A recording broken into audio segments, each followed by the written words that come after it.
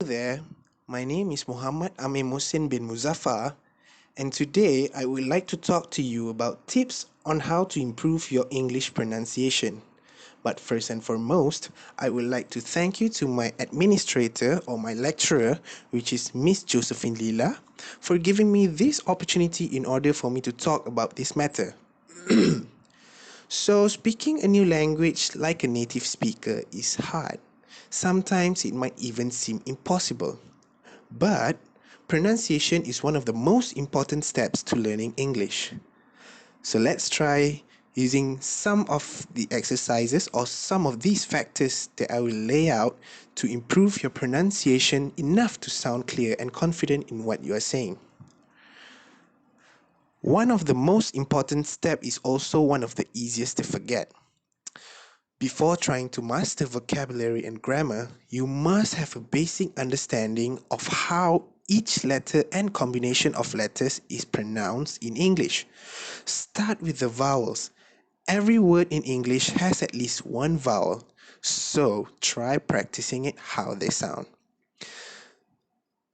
Number 2 is tongue twisters. Tongue twisters are a great tool to practice forming the sounds of vowels, consonants, and consonant blends. They are made to be tricky, but purposely using words that sound almost the same. Tongue twisters are a lot of fun to practice with friends and families, and there are hundreds to try. Next, we use a lollipop. This is a common problem for many non-native speakers is the consonant blend, which is the TH, or we pronounce it as th. You can practice th like the word think and th like the words the sounds with a lollipop. Simply hold your lollipop in front of your mouth, and every time you say a word th in it, your tongue should touch the lollipop. So let's try some of these phrases. The three things. The three things. Moving on. Next, we use a mirror. Look at your mouth in a mirror when you try to pronounce difficult words. You might find that it isn't moving like you thought it was. Try practicing, try practicing the I and E sounds while looking in the mirror. Your face should be relaxed when you say I as in igloo, but your mouth should be tight when you say E as in eat. Let's try that one more time. Igloo. Eat. Next, put a pencil in your mouth. This is also another difficult sound to make, which is R or ER. That is how we spell it. To make sure you're doing it correctly, try putting a pencil lengthwise in your mouth, bite down on it, and make the sound. Your tongue should not touch the pencil. Once you're comfortable with it, take the pencil out and try keep your tongue in the same position. Moving on to watch television. Listening to native English speakers is a great way to understand how words are pronounced. While watching your favorite English program, pause the TV and try to repeat back a phrase, sentence, or even a word. Did you sound the same? Well, if it doesn't, then you have to rewind it back or just continue watching the TV until you find a suitable phrase or a word for you to try it, because you know what they say, practice makes perfect. Next is to record yourself.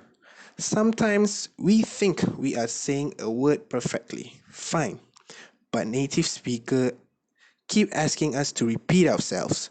A great way to hear how good your pronunciation actually is by trying recording yourself speak and then listen back to it. For even better results, record yourself saying the same thing as a native speaker that you have recorded in person or front of the TV.